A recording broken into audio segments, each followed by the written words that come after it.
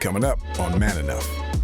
So many of us are dating from a place of ego all the time, trying to feel like we're enough instead of going, what are the qualities that will make me happy? What's your assessment of what's going on with young men and how it's affecting their relationships with women and dating? There's a sense of isolation for so many of those men. I'm being overlooked. And how dare they? The hypocrisy of that is lost on a lot of these guys who haven't internalized the fact that the very thing they're accusing women of is the thing they are doing to women.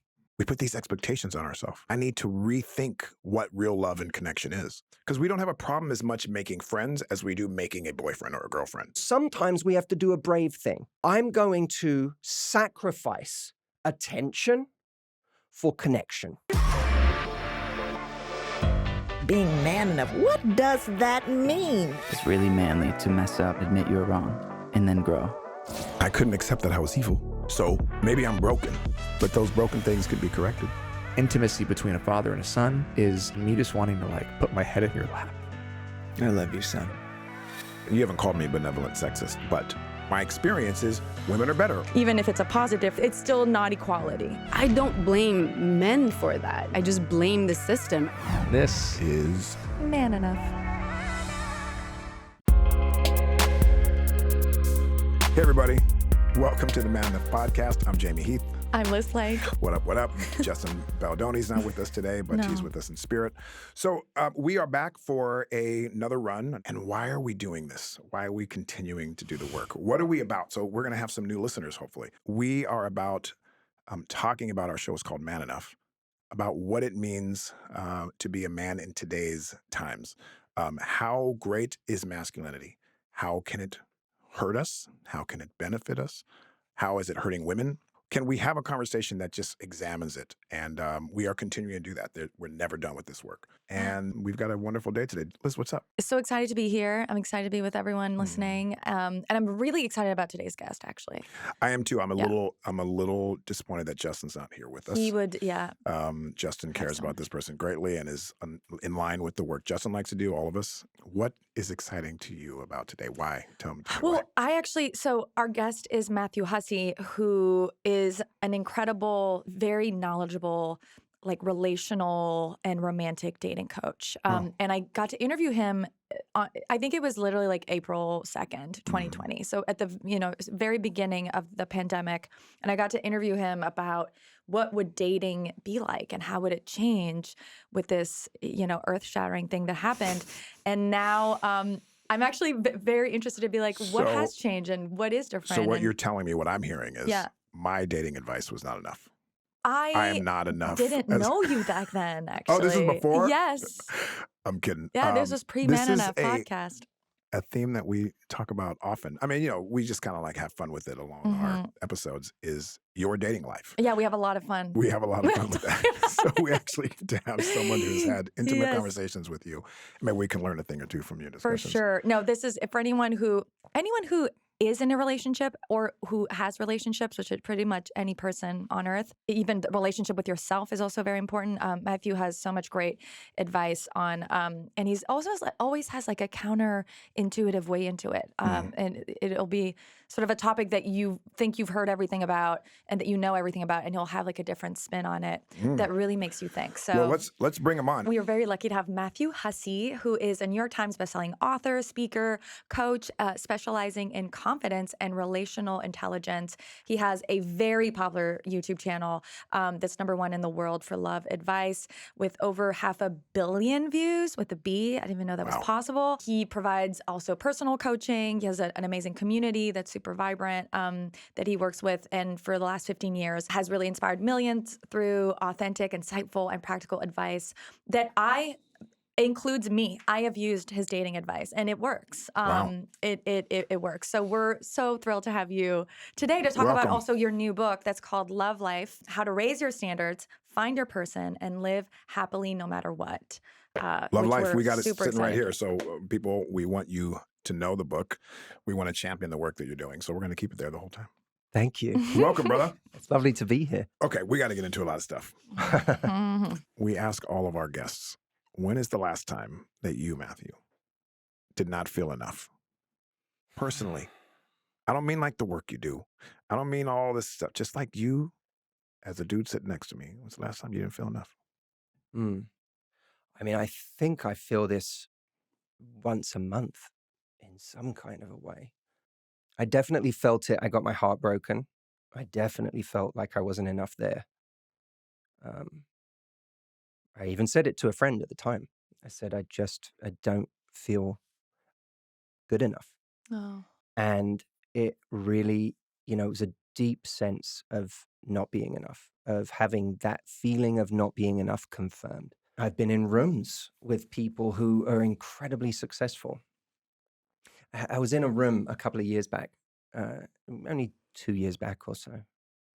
But I was invited to a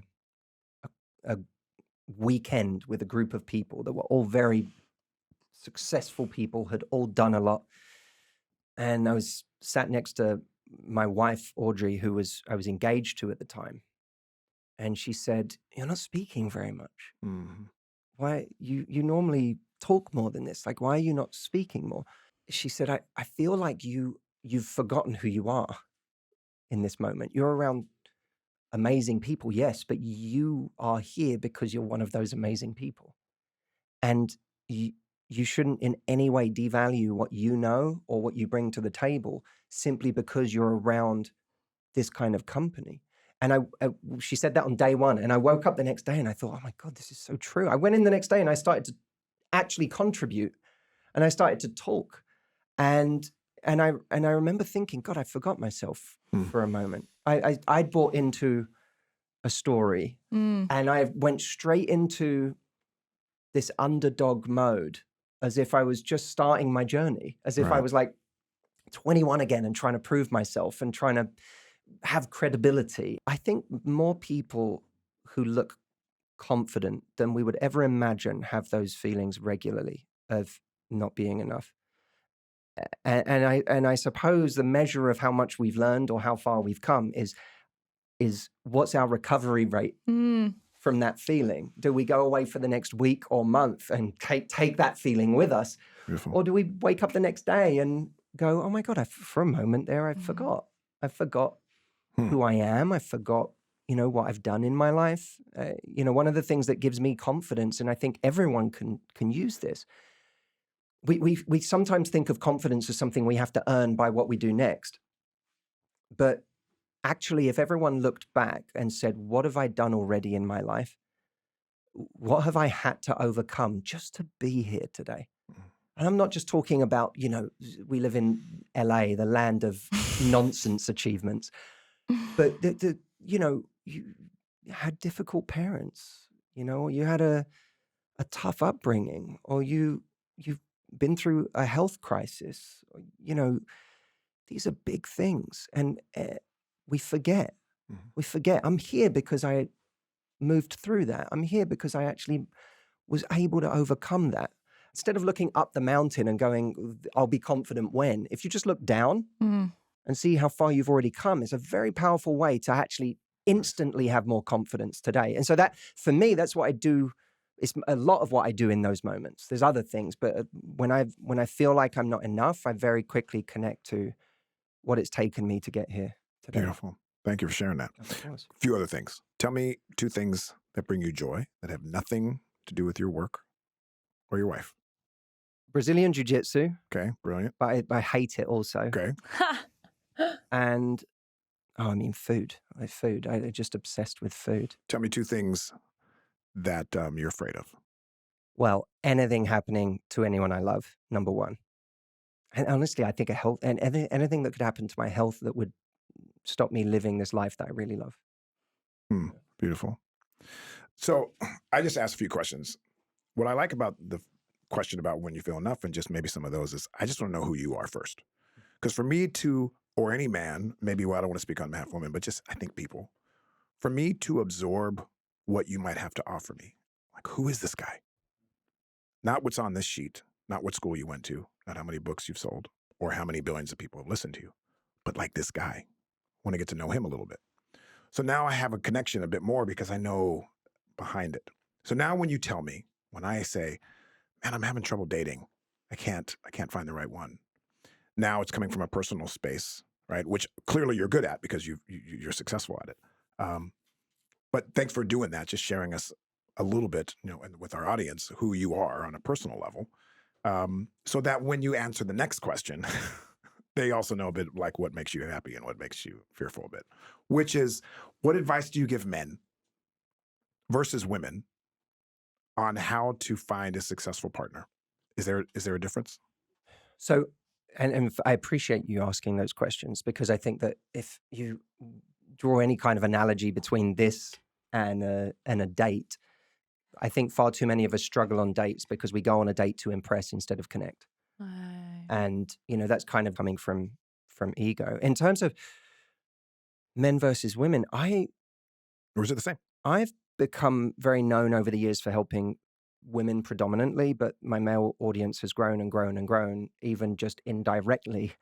And I think that's because I think nearly everything I say is actually universal. I started out helping men for a couple of years, actually, and then I turned to women. And one of the things I noticed for so many women back then, this was pre-dating apps. This is going back, 16, 17 years now. I noticed so many women waiting to be chosen and feeling like it wasn't their job to make the move, or that it would even just be desperate for them to make the move. I related actually to that feeling of being chosen because I was a shy, introverted teenager who I can remember at least 2 girlfriends that I ended up being with simply because their friend came up to me and said, "My friend wants to date you." And I was so sure that I would never talk to the people I really liked that I said yes. Because I was so shy when it came to that area. So I related to that idea of being chosen. But as a guy, I was taught growing up that it was my job.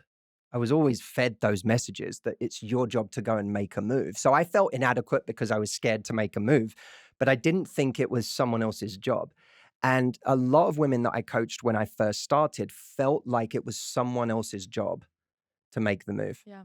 And in real life, I think that's still a very common thing. On dating apps, they've helped both sexes make moves without having to overthink that. So that's a positive. There was a very female-oriented metaphor that I used to use that said, hey, if you feel like you're old-fashioned because you don't, I don't want to make the move, I'm an old-fashioned person, I would say, then you're not old-fashioned. Because old-fashioned was someone 100 years ago, a woman 100 years ago walking past a guy, seeing that she thought he was attractive and then dropping her handkerchief in front of him. And he would see the handkerchief and think this is an extraordinary opportunity to be a man. And he'd pick it up and he'd walk it over to her and he'd say, "Madam, you dropped this." And she'd say, "Did I?" And then they'd have a conversation that he thought was his idea, but it wasn't. She chose him. So that was like a very early kind of idea for me that, I just need to show people how they can drop the handkerchief and then they can start making the move. But the truth is, both sexes are afraid to make the move. We all fear rejection.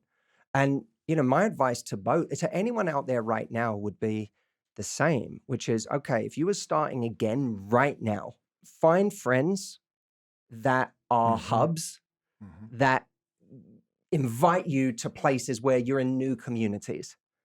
Because just going, there's no problem with meeting people wherever you go normally. But if you go to your coffee shop and you see someone that you could talk to, that's one person. If someone invites you into takes you to an event where there's a whole community, then you just met 50 people or 100 people. So put yourself in situations or around people that bring you into new communities. You don't suddenly have to become this Gatsby-esque character in life who's constantly throwing parties and inviting hundreds of people over. But it's nice to know a few people like that, because when you do, they bring you into new networks and new communities. So that would be one thing. The second thing I would tell people is just be a little more proactive in small ways. Like bring it down a notch, even if it's just making more eye contact with people or saying something instead of saying nothing. Then you're going to meet more people. And the last thing I would say to people is evaluate the story you have about yourself that is in some way making you afraid or ashamed or makes you feel like you are not lovable. Because I work with so many people who carry so much shame around who they are or where they've arrived at by this point in their life, the fact that their life isn't where they thought it would be. And the worst thing that happens to so many people on a date is that their story comes with them. And their story is like something that they dare not speak because they feel like if someone really knows who I am, what I've done in my life, what I've been through, or the fact that I haven't had a partner in the last 10 years, or the fact that I've never had a serious relationship, or the fact that I just got divorced for the third time, or if someone knew those things, then they would find me unlovable. And so making peace with our own story and finding a powerful frame for it is one of the greatest things we can do when we go into our love lives, because it doesn't mean that someone on a first date is entitled to all of that information about us. But like I know coming into this podcast right now that I have made peace with so many parts of myself and my story that 5 years ago I hadn't made peace with. And so if that happens, then I come to this date and I have fear. I'm like, I hope they don't ask me that. And I really am like, I hope this doesn't come out about me. I hope I don't reveal too much about this when I speak. And I'm constantly censoring myself. And again, there's things that are personal to me that I would never say on a show like this. But that doesn't mean I haven't made peace with them inside. And when we do that, we show up with it's like, you can't hurt me. Like we show up with a completely different level of peace to a situation like this. And that's what I wish for everyone when they go into their love lives, because then when someone feels that, there's a powerful energy that they feel from you that is very, very attractive. Yeah. And then you're also enjoying the date and enjoying the person, right? You're not making a story or projecting or finding evidence to confirm the story that's in your head. You know, we often glorify people who have found a relationship, but there are so many people I've met who are more successful the day they leave their relationship. You know, I have people, I'm just as happy with the people that come up to me in the street and say, I left someone because of you, as I am with the people that come up to me and say, I found someone because of you. Because that takes guts. And for so many people, their life, you know, so many of your listeners will relate to this. Your life got more peaceful, more happy the moment you decided to leave a situation that was making you miserable. So that's kind of my goal is always people's happiness. It's not to try to usher as many people into a relationship as possible. I love that. Yeah, because the more time you spend, or the less time you spend with the wrong person, the more time you're going to be able to spend with the right person. So in a way, helping people know when to leave a relationship is probably just as important as helping them find a relationship. 100%. And I always say you'll find the right one faster if you can lose the wrong one sooner. And if you imagine, it's a kind of crude way of looking at it, but if you imagine that the person that's right for you is person number 15 in the lineup, and your job is to get through the next 14, whether they're quick meets, whether they're dates, whether it's a 3-month fling, but your job is to get through those 14 so that you can get to number 15. Well, if each of those 14 is a 3-year relationship, then it's going to take you a long time. And that is what happens to people. It's why they burn out in their love lives. It's why they become so disillusioned very often, is because they spend so much time in exhausting, emotionally, psychologically exhausting relationships or situationships that never lead to anything. And I think the goal is ultimately if we are accepting that it might be number 15, which is the right one, how do we make number 15 number 3? How do we make that number 2 so that you're not going through 14 people, so that you're learning more quickly? So you're actually looking for the right elements, so that you don't have to go through all the pain and all the experience to finally show up for 15. And then secondly, add to that, while I appreciate that we want people out of relationships, I do also believe that a lot of people leave relationships that could work. That what their standard is, what they believe a relationship is based on, is false or could be reframed, and therefore make the ones that they are in work. I don't mean like toxic ones. I don't mean abusive ones. I don't mean things that are, but a lot of times if my happiness is based on unfair things, that I expect from my partner, then I have some growth to do. And I could have made number 3 work instead of waiting for number 15. That's so true. And the other side of that is that people continuously chase the wrong things. So they often leave the right things and chase the wrong things because they got wired a certain way. Well, what are the wrong things? Or how do you know the difference? Anxiety can often feel like passion. You get excited about someone, but you don't necessarily know exactly why. A friend of mine, Dr. Ramani, who specializes in narcissistic abuse, says that she gets concerned anytime she asks someone, what do you love about this person? Or what do you like about them? And they can't really articulate it. They say, well, it's hard to say. Wow. It's a feeling I have around, when you hear that, and instead of saying, well, they're one of the kindest people I've ever met, they are so generous, their empathy is off the charts, the way they show up for me is incredible. Instead of all of that, it's this weird, strange, difficult to place feeling. And that's usually a sign that this person doesn't actually represent a lot of things that would make a great partner or a great teammate, but instead mirrors some kind of energy that you have become used to in your love life that has made you very unhappy for a long time. I'm not laughing at you. Okay. Just hearing some themes that are worth noting. Okay. Not you. Okay.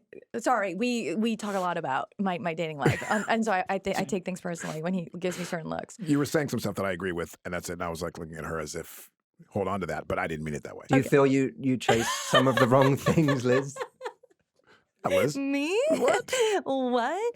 I have a lot. Yeah. No, totally. And I've and it's funny because I have noticed that my therapist will ask me that question a lot now, which will be like, well, what do you like about them? And I'm like, oh, that's a weird question. Or I don't know. It just feels like what your friend would say, not necessarily what your therapist would say, but I think that's what she's probably trying to get to. Yeah, one of the things I say in the book is don't comparison shop for chemistry. Meaning when we're in this constant search for like the greatest chemistry we've ever had. And by the way, I'm not someone who says chemistry is not important. Chemistry is necessary. But what we can't do is compare the kind of chemistry that can be expected in a healthy, peaceful relationship to the kind of fast twitch energy of some person you met on vacation that never had to survive past the 3-week mark.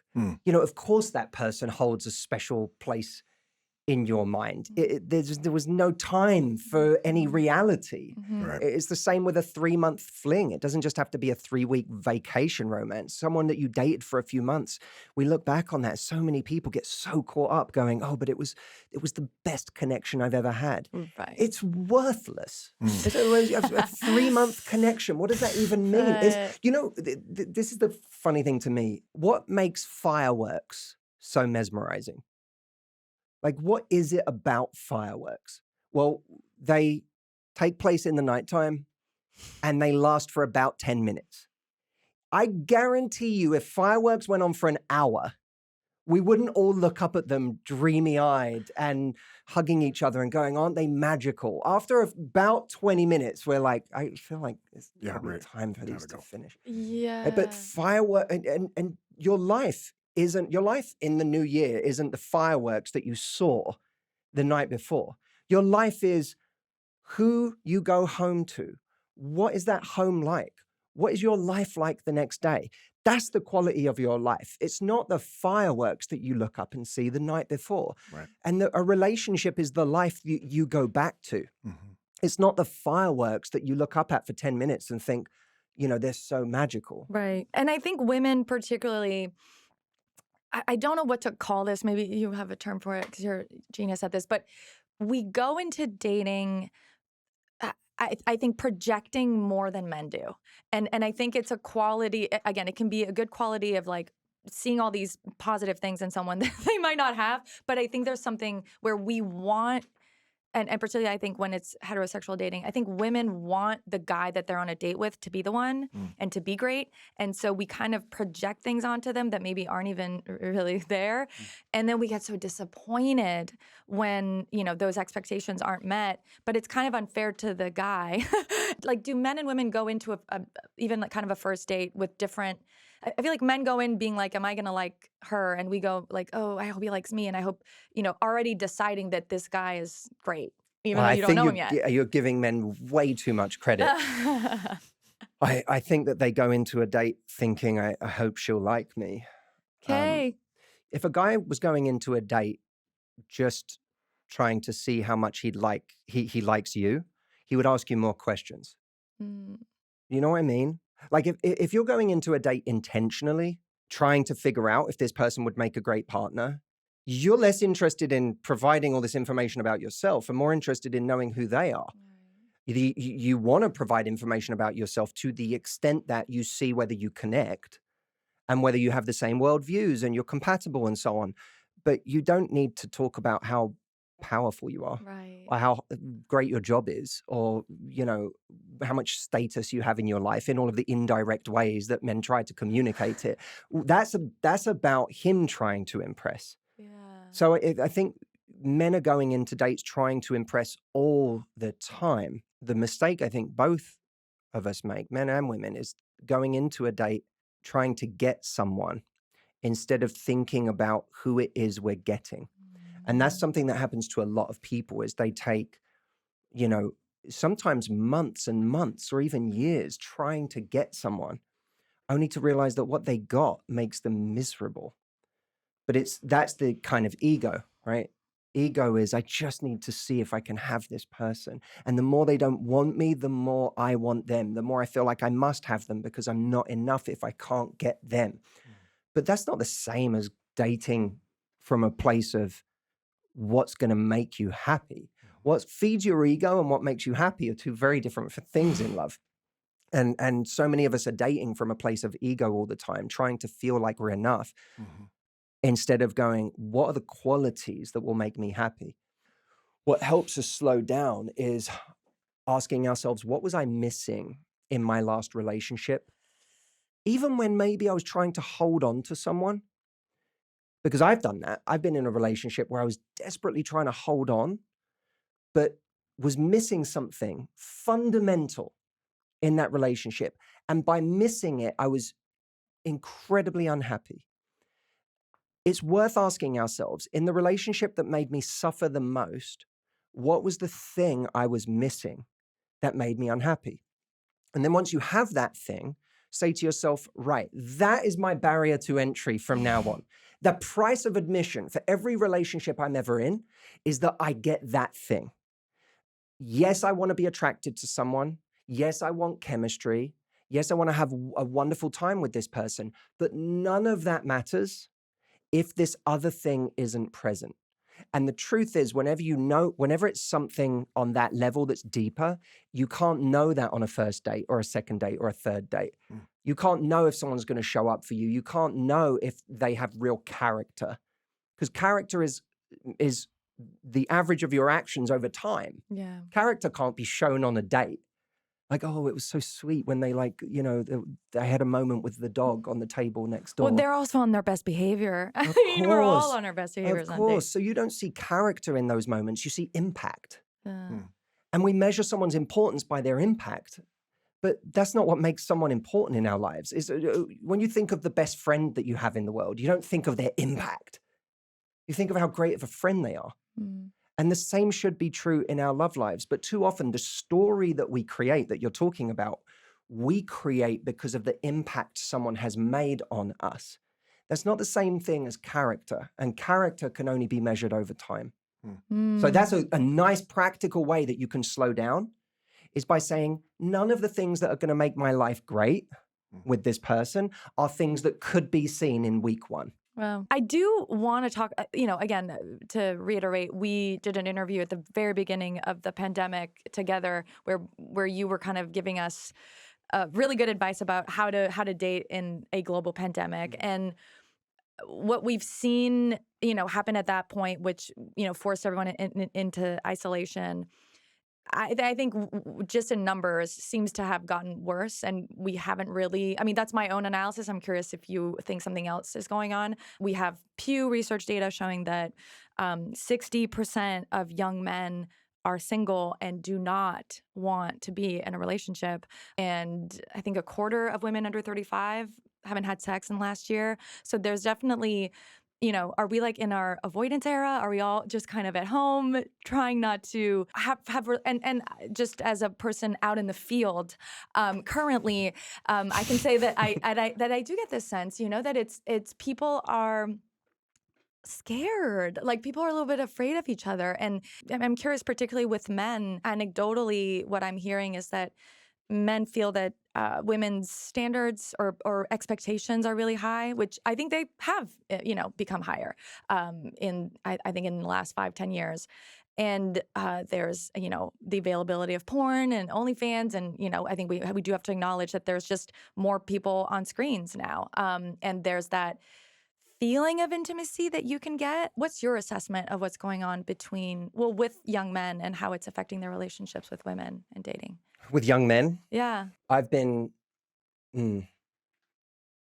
saddened by there seems to be an awful lot of resentment and bitterness among a group of men, especially on the internet. If you pay attention to the internet, it feels like that's men, but I don't think that's men. Yes, I think there's a right. portion of men who are going through that. And, I think there's a sense of isolation for so many of those men. I think there is a sense of being overlooked.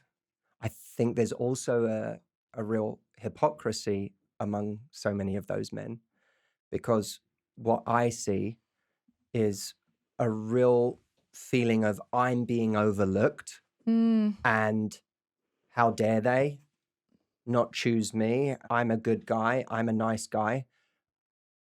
But then when you say, well, who is it you want? They're talking about, the most physically attractive person in the room and feeling frustrated that those physically attractive people don't want them. And I think sometimes the hypocrisy of that is lost on a lot of these guys who haven't internalized the fact that the very thing they're accusing women of is the thing they are doing to women. Mm-hmm. And so it's like we have a bunch of women saying, I don't want you. And we have a bunch of men saying, I don't want you. Yeah. And then everyone's frustrated and Right. angry because they can't get the people that they want. Yeah.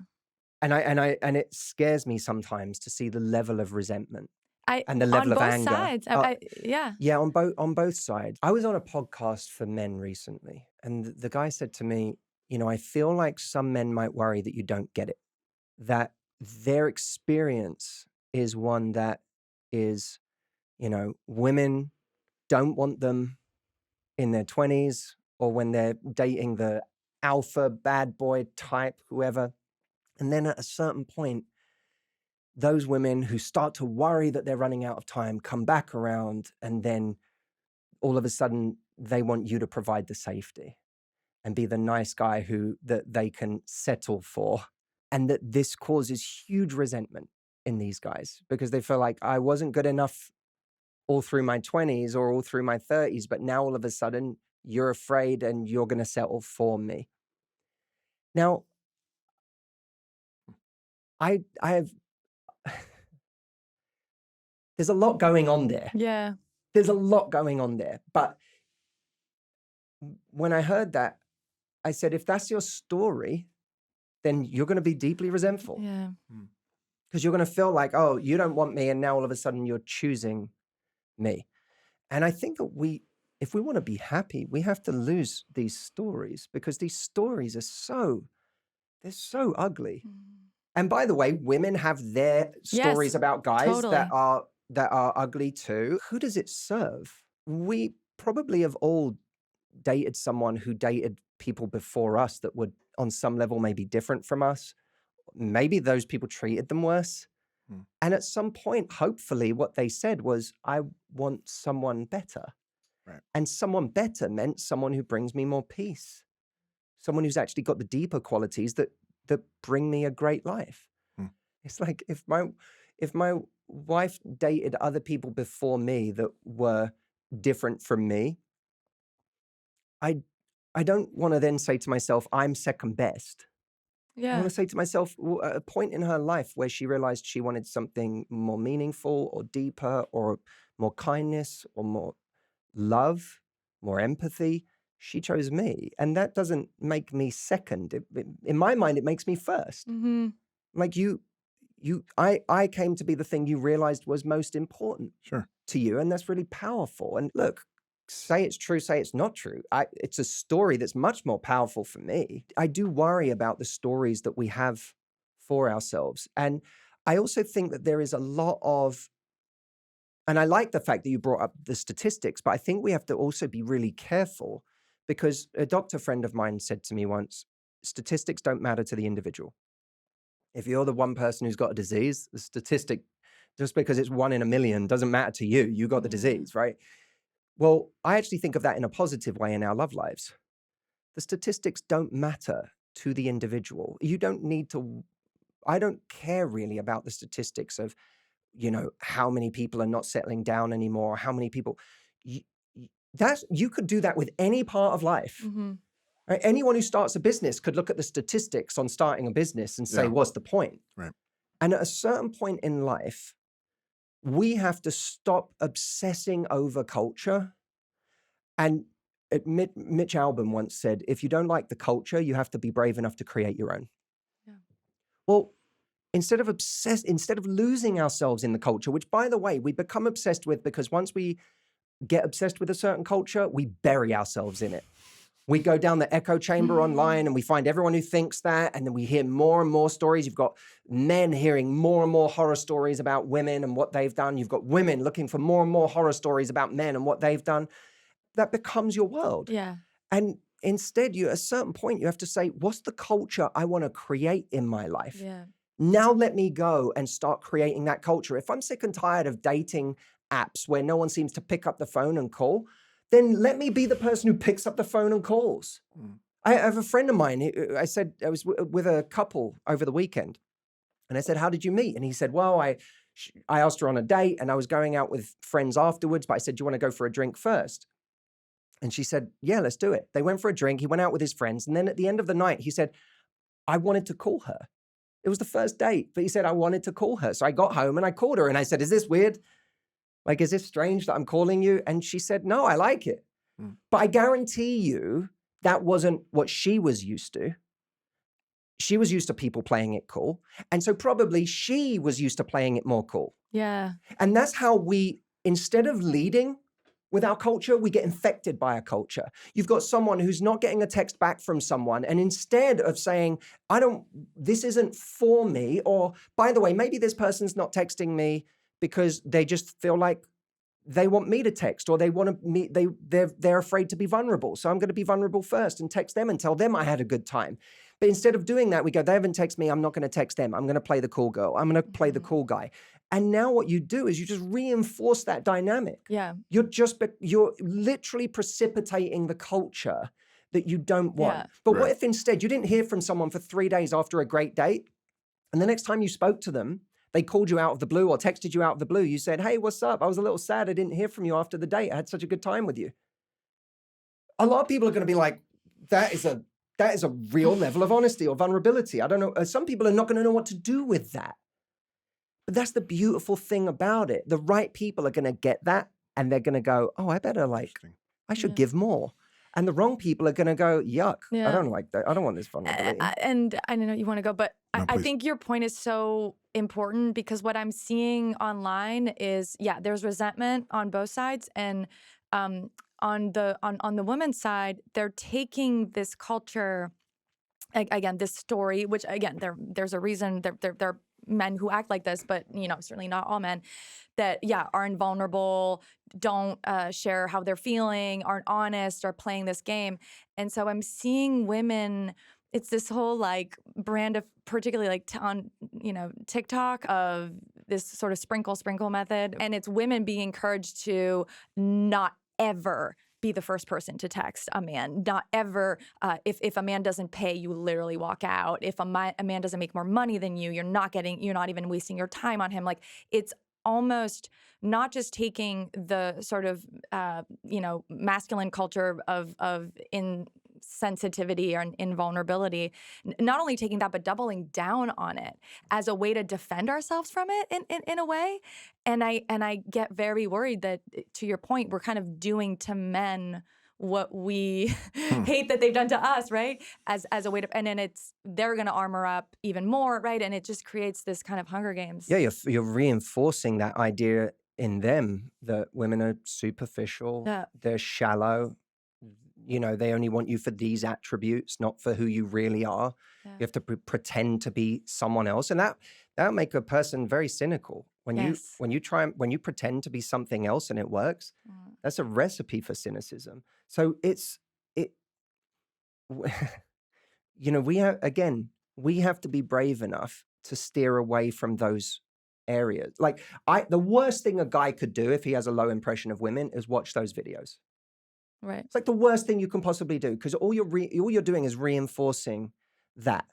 And I know guys who say to me, I really want a woman to want me for more than my success or my money or what I've achieved. And then I find out that every first date they go on, they go to some like 5-star restaurant. You're right. I'm like, what are you doing? What are you doing? Stop posting about it. Stop posting about these places you're going to. Are you surprised that the people in your DMs are people that care about money when it's what you post about 90% of the time? You're getting what you're asking for. People only want to sleep with me. Well, then maybe don't post so many half-naked photos of yourself. It's not about right and wrong. Post away. Post whatever the hell you want. Right, but don't. If you keep attracting something you don't want, sure. Right. Then say, you don't think that I'd have more followers if I was shirtless in every picture? I would. I wouldn't have more followers. No, but you know what I mean? Like, I could believe there's gym trainers there's male gym trainers that only post pictures of 6-pack abs. And then at a certain point are like, why don't people take me seriously? Why don't they hire me for corporate speeches? I've built an amazing business. Why don't they hire me to go and do? Well, maybe post some other material that shows that you can go to a different beat. I'm not just talking about women here. Well, yeah. It's the feel. It's this thing of like, here's what we do. We wear whatever is the thing that we think is going to get us attention.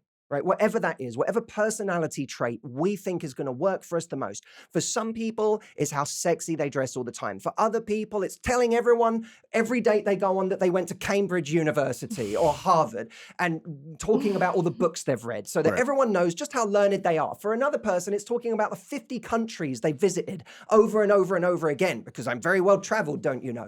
They keep wearing the thing that gets them the most attention, and then they get mad at the attention they get. Right. Saying it's not the right kind of attention. Or sometimes we have to do a brave thing. And a brave thing is, I'm going to sacrifice attention for connection. And that might mean that I have to give up 95% of the attention I get right now and be brave enough to show a different part of me and sit in the discomfort that it creates when I get a lot less attention. And know that sooner or later, who comes through the door as a result of that is going to be someone much more like the kind of person that I want to attract.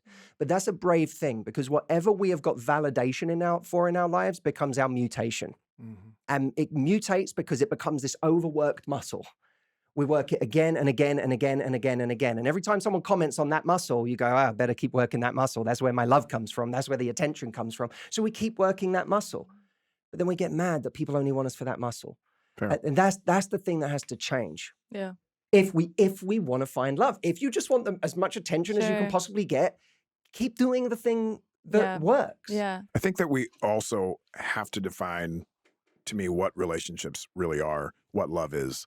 Oftentimes what we think it is and what we've been told since we were young as men is not in fact what love is and what relationships are. The whole dating thing for me, even since I was young, we need to like reframe and rethink.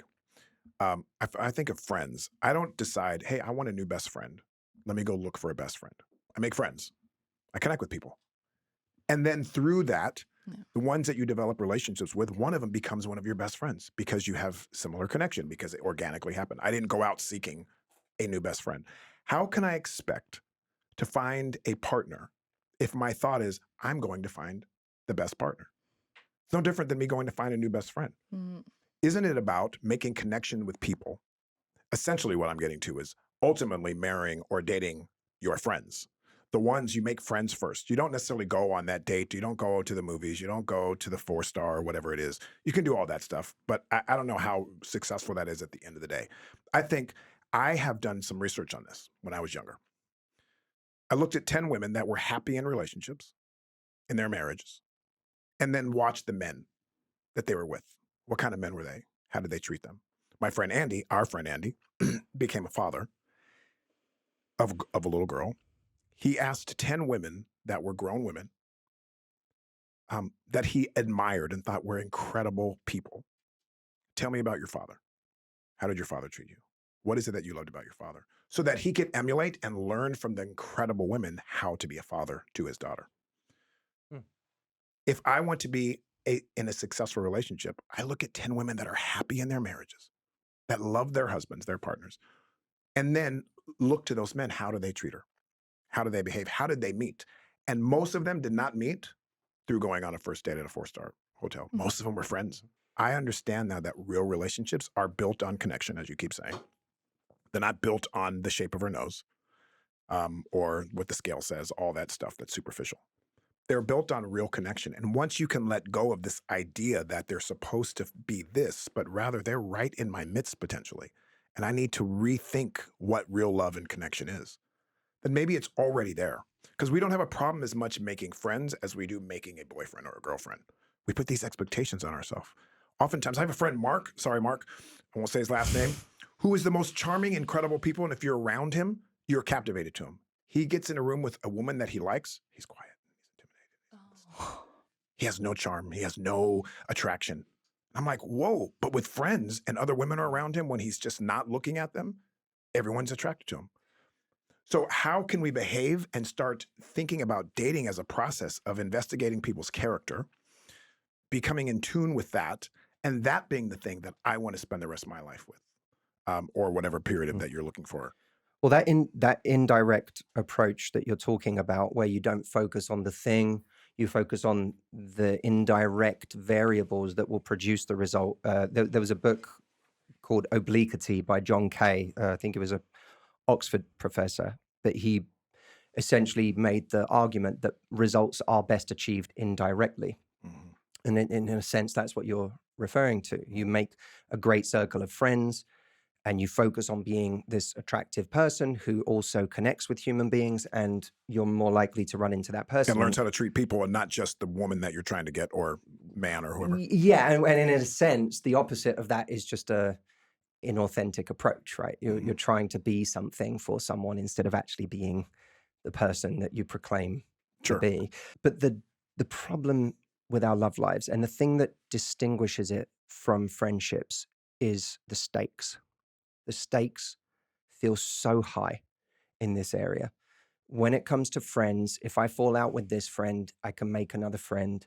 If this friend's not giving me as much today, I could go and get more attention from a different friend. Sure. For most people, finding love is the number one goal of their life.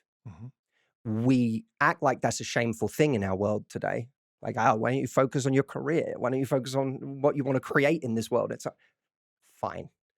But I'll tell you now, if the thing that makes me most comfortable with losing everything is the love I have in my life.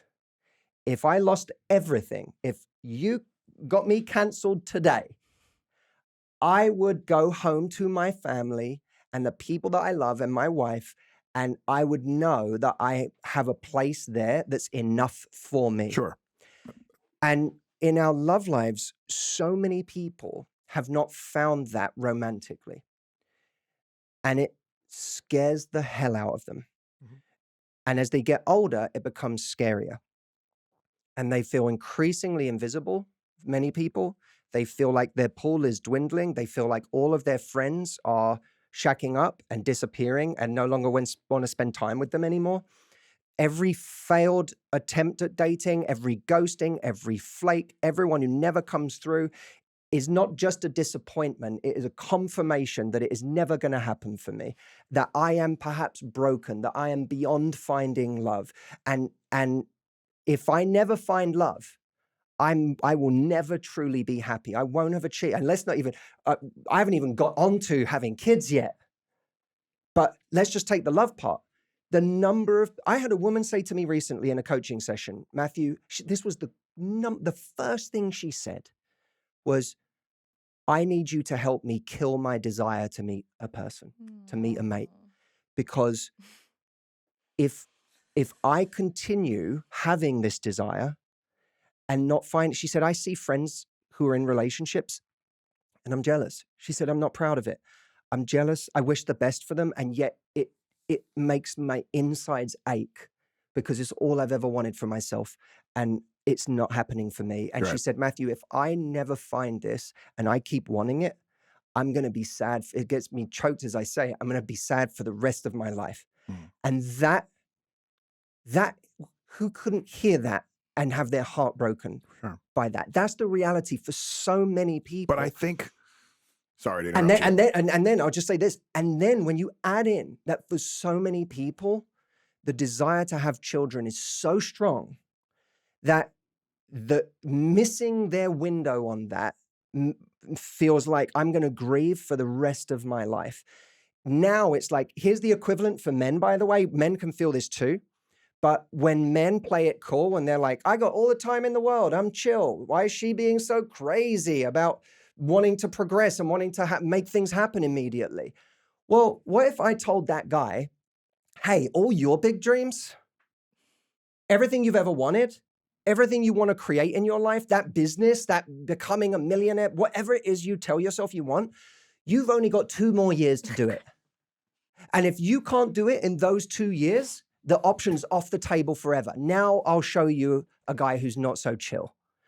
And that is the reality for so many people. And so many people haven't internalized that reality.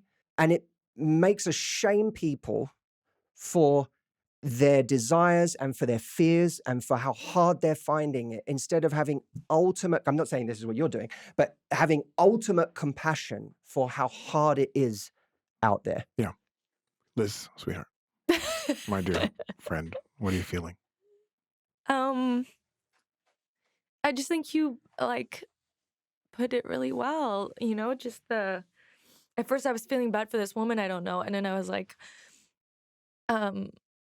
I feel really seen by what you just said, and that fear and that panic, and that fear about the future, and feeling like I've fucked up and it's all on me. But it's not on me. It's on two people, another person I have no control over, and that I don't know where they are and how to find them, and if I've made a terrible mistake and it's my fault that I've done something terribly wrong that I'm going to regret for the rest of my life.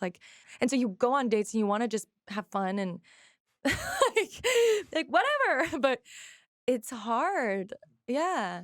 Oh my God. It's like, and you talk about the biological clock in your book, and I think for women, and it, by the way, men also have a biological clock. You just don't get told that you have a biological clock. There are men that I encounter on dates or dating apps that are like, and I'm sorry, like at 40, and they say, I don't know if I want kids yet. And I'm like, you better fucking know. Or I hope you froze your sperm, because fertility issues, half of them are the woman's age or other related issues. And half of them, it's the man's age and other related issues. So I think men are missing the window. And I've met men who have waited and found someone, but without rush, and they are struggling. And so all those things are real. And I just, I appreciate your passion. To circle back to the question I had before, which was I feel like that's what a lot of people are doing, both men and women, just being like, I'm just going to shut that down as a solution. But maybe there's, I love you. And I know you're feeling, and when you feel it, I feel it. Let me offer this thought. I'm curious what we think about this. So I have some of the best people I know, women, same age group, that are single and long for what I get to experience in my marriage of now 10 years and what another friend and want it so badly. And they're wonderful humans that it's beyond me that they are not in a most loving relationship being honored. And there's reasons for it, some reasons because they haven't found someone that is the right one for them. But I also think there's some accountability in it, which is some of these friends I speak of, and you included, could maybe reframe and reshape what you think you want and what you need. Here's a quick analogy. You want to buy a house, but you've decided it has to be this many bedrooms and it has to be this and it has to be on this street in this neighborhood. And you don't have the money necessarily at that time, or you can't get funded. But in the meantime, there's all these other homes that are there that are beautiful. And that would be a wonderful place to live and raise a family. But these particular people are saying, but I don't want to live there. I don't want to live there. I don't want to live there. And most people don't end up living in the house they dreamt up when they were 10 years old because it's unrealistic and it's not real. I can't imagine, because I know some of these friends who have men that are interested in them, the ones that are single and long for it, but they're saying, I don't want to live there. And I'm like, but it's a great place to fucking live. This dude is incredible. Yeah, and I'm not saying we shouldn't have what we want and feel, but oftentimes that can be a barrier as well to finding happiness. Is what I want now when I met Natasha and married her is very different than what I thought that I needed 10 years prior. We evolve, but we also have a better understanding of what real love and real connection is. So that was to my earlier point of how do we make number 15 become number 3 so that maybe right in front of you, or if you want someone that represents these qualities, you were talking about stop posting these things on my social media. If you want to attract someone of this nature, don't post this over here, otherwise you're attracting them. If you want a man that's spiritual, hang out in places where there's spiritual people. If you want a man that's about health food, hang out at places where there's a bunch of people that are talking about health, whatever it is. If you're looking for something, surround yourself in that environment and also reframe what you think is worthy of you or that you're attracted to. I have a friend that will only date someone that's a certain height. She's single. She's fantastic. You've just narrowed the pool to 10 people because it has to be this height. If we can drop that to 6'1" instead of 6'5", now you've got 1,000 people. If you can take height out of it, now you've got 1 million people, potential people. So how do we also reframe our thinking so that we're open to more opportunity, more variety of people, what real love and connection is and not what we think it's supposed to look like? And I do think, my dear wonderful friend, there is no chance. If I were single, you would have been swooped up in 5 minutes. Here's why. Number one, not because I'm the one that you would have adored, but our friendship would have gotten deep enough that I would have had a conversation with you and been like, this is what relationships are, Liz. This is it. I say that lovingly as a friend, not that I'm going to hit on you. I think that there might be some people, we've talked about this, in your life that potentially could be ones if also there's some accountability in reframing what home you could live in and be happy in. Well, what I'm hearing is lower your standards. And Matthew Not says lower, he not does. to do Lower it. your fucking standards. You say not lower your standards. Tell me about this, because I think the standards that we have are ridiculous. There's a lot of men that have standards of women that it's unrealistic. How do we deal with that? Because you're saying to not lower your standards. Based on that, I would argue with you, but I want you to prove me different. So let me say this. There is a significant portion of this book that talks about reorienting our focus toward things that will make us happier in a relationship.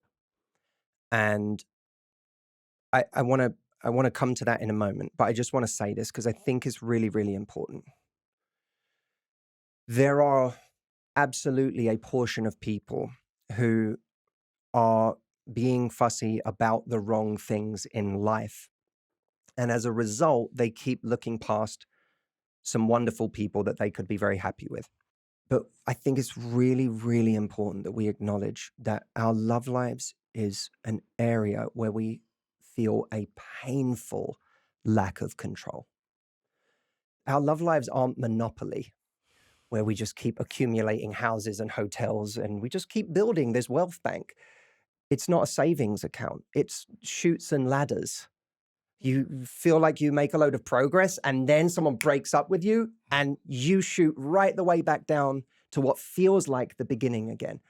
And that can happen to someone who has been in a 10-year relationship that they thought was going to be the relationship of their life. They thought that was going to be the relationship they built a family in. And then all of a sudden at 40 or 50 or 60 or 70, they find themselves on their own again. When we want to earn money, we can go out and just make more sales. When we want to save money, we can just deposit more in an account. When we want to get a better body, we can go to the gym every single day and we can improve our body. We can change our diet. But if you want to find love tomorrow, there is no equivalent for what you can do to guarantee you get that result. I wouldn't do what I do if I didn't think that there was plenty that we could change to make it more likely that we got the result. But it's really, really important, I think, that we acknowledge that there are so many people out there who struggle in this area. And the reality that some people get way, way, way, way, way less options and attention than other people. But while we acknowledge that, because I don't disagree with you, thank you for pointing that out. But that isn't, while we acknowledge that. It's not mutually exclusive from your point, but it's important because I think that I know for sure there's people who hit a certain age and say, trust me, I already gave up all of those things that 10, 20 years ago I said I really wanted. I still can't find someone who even wants a relationship. Like I'm struggling to find people who take seriously the idea of actually dating with any kind of intention. And so it feels to them like, I did that part. I stopped caring about height years ago. I am now looking for someone to share my life with, a decent human being. But Matthew, here's share where my life here's with, where and I'm I cannot struggling. find that. Because I agree. I think we're agreeing. I mean, we 1,000% agree. There's nothing to disagree on that. As a Black person, I know that there are different Black people that are saying, it's hard to do something in the world I can't control. The odds are stacked against me versus they are with someone else. Can't argue that. I can hold space and recognize that when you have someone that looks like Justin, who's beautiful and wonderful and successful, it's easy for him to have a pick of the litter.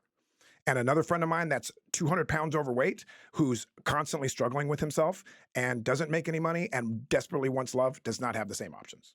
He's fishing in an ocean that only 3 fish possibly are biting at his line versus someone else who's got 1,000 fish. Understood. Now he says, how do I go find that though? How do I go find love? How do we then make the change, not just acknowledge the very real, understandable, heart-staking pain that I have for the ones who are in that position? I mean, being in a relationship is almost like winning the lottery. Like, I feel like people in relationships forget that because you were one single too.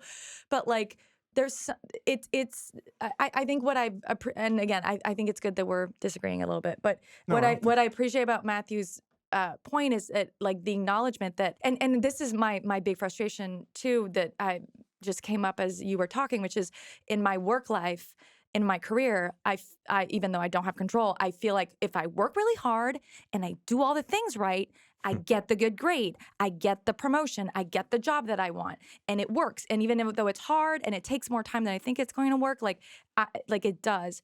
And with love, like it just, you can go on. It doesn't matter how. I mean, it truly, like I go on a lot of dates. Like I go up to people in public. I do the things that you're supposed to do, and you know, but the outcome, right, is not commensurate with the effort that you're putting in. I live my life from a place of believing that it's powerful to take ownership of whatever situation we find ourselves in. What taking ownership looks like is really important. And by the way, I think what helps us take ownership is first being understood, because it's a recognition of just how hard the thing really is. Even, by the way, becoming attracted to something different is really, really, really, really hard, because we're talking in most people's cases about deep wiring that has been there since childhood, that has made us, from a very early age, the way we were loved by our caregivers has made us feel like we had to earn love, or made us feel like abandonment is love. So when someone abandoned us and then came back again, it was like euphoric, this amazing feeling of, oh my God, they're back. And that made us feel connected and it made us feel loved. And so now all of a sudden, when we find someone who doesn't text us back for 3 days, and it ignites all of that trauma for us and we freak out, and then all of a sudden they send us a nice message, we go, oh my God, okay, I'm fine, I'm safe, they like me. I love this person so much. You know, it's also the self-compassion that this kind of wiring happened at a time in your life where you weren't choosing your wiring. That the wiring that we're working with today wasn't some adult choice that we made. It was a reaction to something. It was a survival mechanism in a time where it did feel like life or death, where it would have genuinely been a problem if someone abandoned us. And now when someone doesn't call us or doesn't text us, it feels like it's life or death. And it's not. This person doesn't deserve your attention, let alone your heartbreak. But it feels like life or death because that feeling for us was real.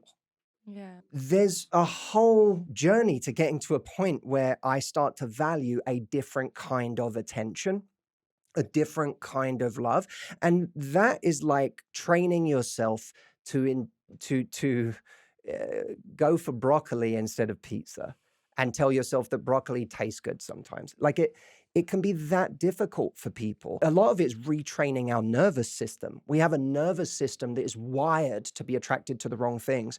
And we're having to retrain our nervous system to start to value other things. And sometimes we have to detach from the thing altogether to allow our nervous system to calm down and to appreciate the way it's calmed down and to say, I actually want more of this in my life.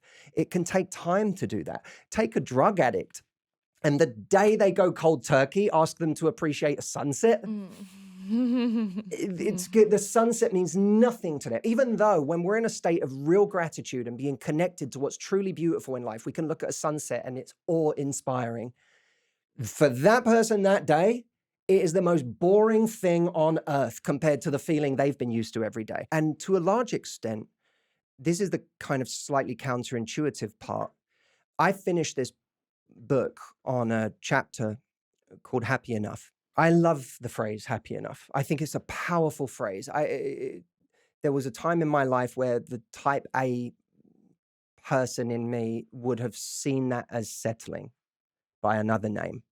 But happy enough has become one of the most beautiful phrases in my life.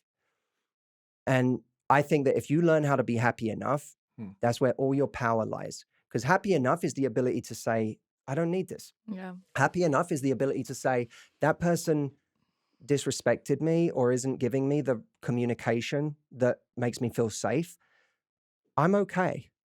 I don't need this. Not from a place of, screw you, you don't deserve me. Or, that's all ego again. Happy enough just says, I'm actually okay. And when you're happy enough, you're not lying to yourself. You can still tell yourself that if I found the right person, I might even be happier than I am today. But you don't need to pretend you wouldn't be happy in that scenario to be happy enough in this one. The reason that people struggle to be happy enough is because they're in so much pain that they'll do anything to get out of it. And one of the things I talk about in this book is a journey that I had to go on with chronic physical pain, because for around 7 or 8 years ago, I developed severe chronic pain in my ear and my head. And it came with a whole range of symptoms, from tinnitus, where my ears were just ringing day in, day out, to throbbing in my head, dizziness, earache, and it would just never go away. And I tried everything. I flew to different countries to try experimental treatments. I tried every treatment anyone was pitching me. I mean, you name it, I tried this thing. And nothing would move it. And it was my first encounter in life with something that I felt I had no control over. Because my personality was always, if there's a problem, I'll fix it. And all of a sudden, there was something in my life that I could not work my way out of. And it changed my life, because at a certain point, I had to learn the tools to change my relationship with that pain instead of expecting that pain to go away. And for anyone, by the way, who is struggling with any kind of pain, it's one of the unexpected parts of this book, but there is a whole set of tools for managing pain. Beautiful. That you can also apply to the pain of loneliness, which is another kind of chronic pain.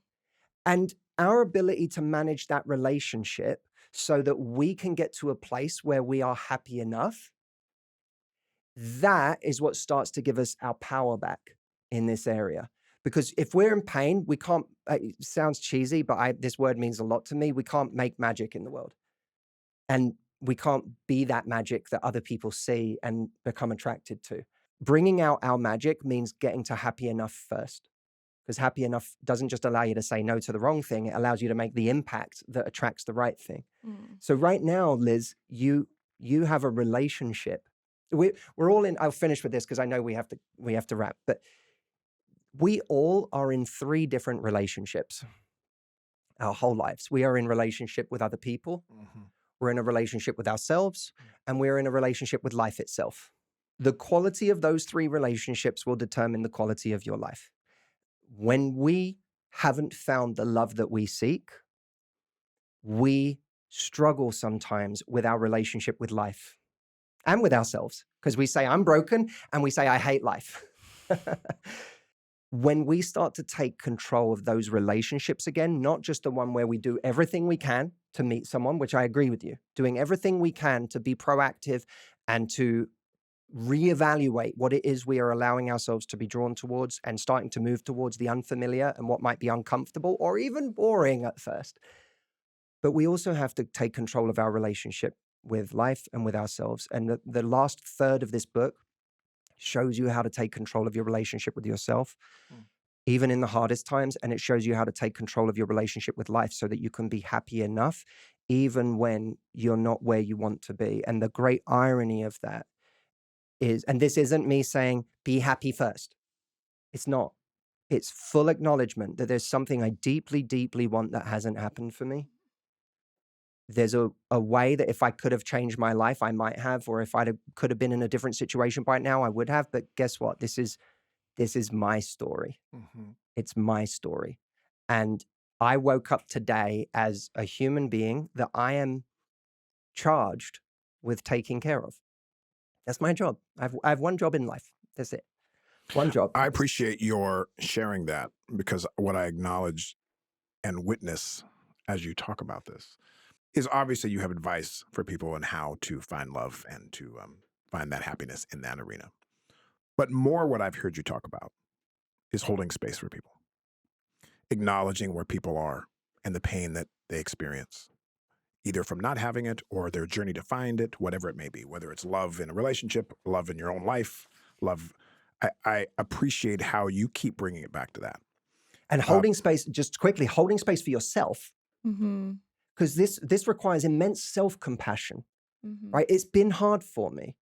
If it were easy for me, I would have done it already. Sure. God knows I've tried. And if it were easy for me to just be attracted to a different thing, or I would have done that already. I have a really bad relationship with food. Like my vice is I binge eat, and I struggle with it. I have friends who don't seem to like food that much. I don't get it. For me, is my drug. I struggle with it. I continue to struggle with it. So there's something deep in me that struggles with that. And that requires self-compassion. And for you, it requires an immense amount of compassion to say, you know what, there may have been things affecting me a long time ago that have led me down some paths that didn't serve me. And on top of that, it just happens to be difficult all on its own. Sure. And the self-compassion that comes with that, it just changes how much we like ourselves. And when we change how much we like ourselves, it's crazy. Different things start to happen for us in life, because you'll stop thinking you're behind. You feel like you're behind. There's some deep part of you that feels like that, but you won't feel behind anymore. You'll just feel like, oh, I'm exactly where I was supposed to be at this point in my life. Right. what's next? Yeah. I appreciate how you're coming to this.